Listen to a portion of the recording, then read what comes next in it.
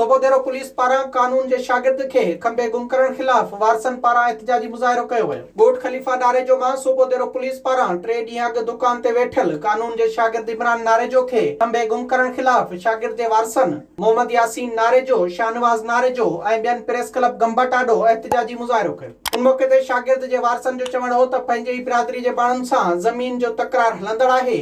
जन जी चुर्च ते सोबोदेरो पुलिस ॻोठ ते चढ़ाई करे इमरान नारेजो खे खंबे गुम करे छॾियो आहे। इमरान अली नारेजे जो भाउ आहियां, LLB जो शागिर्द आहे, जेको पुलिस खणी वञी जेको इलाक़े में बंदि कयो आहे, जेको असांखे ॾसे नथी।